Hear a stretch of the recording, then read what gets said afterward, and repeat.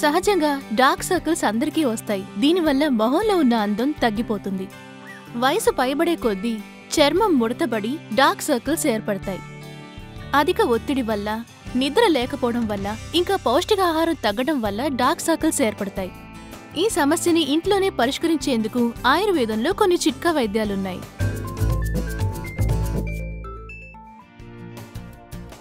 ముందుగా ఒక వడగట్టుకునే దాంట్లో కుకుంబర్ పేస్ట్ ని వేసుకోవాలి.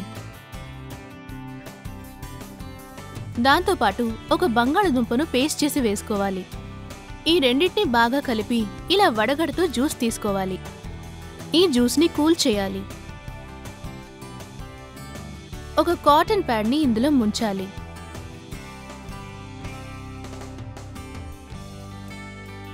ఈ ముంచిన కాటన్ ప్యాడ్ని కళ్ళ మీద పెట్టుకోవాలి.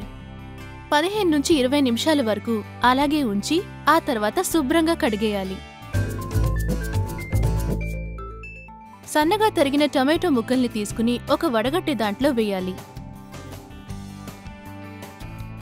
దానిలా పిండి జ్యూస్ తీసుకోవాలి. ఆ తర్వాత ఇందులో ఒక అర స్పూన్ లెమన్ జ్యూస్ వేసుకోవాలి. అలాగే ఒక చిటికెడు టర్మరిక్ పౌడర్ వేయాలి, అంటే పసుపు. ఇంకా 2 స్పూన్ల గ్రామ్ ఫ్లవర్ వేయాలి, అంటే శనగపిండి. వీటన్నిటినీ బాగా కలపాలి. ఇప్పుడు దీన్ని డార్క్ సర్కిల్స్ కి రాసుకోవాలి. 15 నుండి 20 నిమిషాల తర్వాత శుభ్రంగా కడిగేసుకోవాలి. ఫ్రెష్గా ఉండే మింట్ లీవ్స్ తీసుకుని పేస్ట్ చేసుకోవాలి. దీన్నే పుదీనా అంటారు. సగం నిమ్మకాయ తీసుకుని ఇందులో పిండాలి. ఈ రెండింటినీ బాగా కలపాలి.